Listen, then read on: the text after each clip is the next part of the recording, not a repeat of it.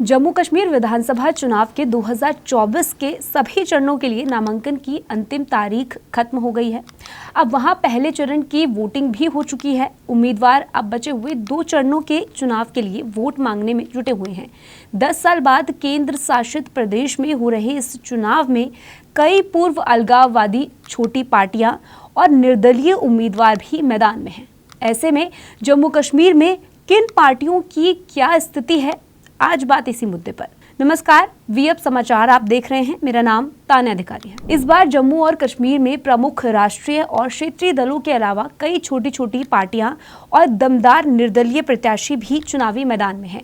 खासकर कि कश्मीर घाटी में ज्यादातर सीटों पर बहुकोणीय मुकाबला नजर आ रहा है। लेकिन फिर कुछ बातें बहुत स्पष्ट हैं, जैसे कि कश्मीर घाटी में मुख्य मुकाबला पीडीपी और नेशनल कॉन्फ्रेंस, वहीं जम्मू में बीजेपी और कांग्रेस के बीच नजर आ रहा है। बात करें इस बार के चुनाव के मुख्य किरदारों की, तो बीजेपी और कांग्रेस जैसी राष्ट्रीय पार्टियां, नेशनल कॉन्फ्रेंस और पीडीपी जैसे प्रमुख क्षेत्रीय दल, बारामूला के सांसद इंजीनियर राशिद की अवामी इत्तेहाद पार्टी, जमाते इस्लामी समर्थित उम्मीदवार और कई अहम निर्दलीय प्रत्याशियों के अलावा अपनी पार्टी और पूर्व केंद्रीय मंत्री गुलाम नबी आजाद की पार्टियों समेत कई लोकल पार्टियां मैदान में हैं। लेकिन जहां तक कश्मीर घाटी में चुनाव की बात करें तो मुख्य मुकाबला ज्यादातर सीटों पर फारूक अब्दुल्ला की नेशनल कॉन्फ्रेंस और महबूबा मुफ्ती की पीडीपी के बीच ही दिख रहा है।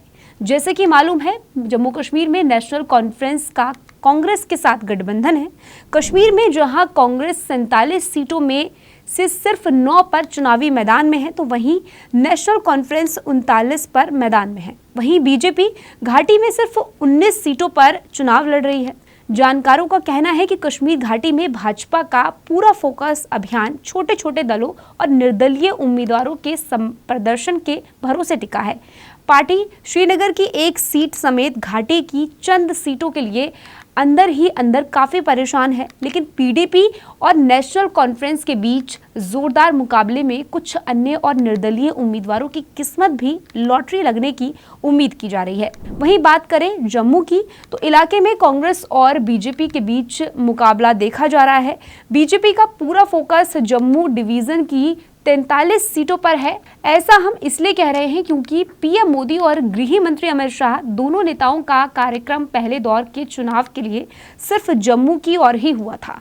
वहीं कांग्रेस को देखें तो पार्टी जम्मू डिवीजन में 29 सीटों पर चुनाव लड़ रही है और नेशनल कॉन्फ्रेंस 17 सीटों पर अपना भाग्य आजमा रही है। कांग्रेस के दोनों बड़े नेता पार्टी अध्यक्ष मल्लिकार्जुन खड़गे और पार्टी सांसद राहुल गांधी दोनों ने ही कश्मीर में शुरू से ही 2 रैलियां की हैं, लेकिन बाद में बीजेपी की तरह ही उनकी पार्टी ने भी वहां जोरदार चुनाव प्रचार नहीं किया। फिलहाल विधानसभा चुनाव के पहले चरण में कुल 24 सीटों पर मतदान हो चुके हैं, जिसके बाद 219 प्रत्याशियों की किस्मत वोटिंग मशीन में बंद हो गई है। दूसरे चरण में 25 सितंबर को जम्मू कश्मीर की 26 विधानसभा सीटों पर वोटिंग होगी और तीसरे चरण में सबसे ज्यादा 40 सीटों पर मतदान होना बाकी है। इस स्टोरी में फिलहाल के लिए इतना ही। जम्मू कश्मीर में किसकी सरकार बनने जा रही है, आपकी क्या राय है, हमें कमेंट सेक्शन में जरूर शेयर कीजिएगा।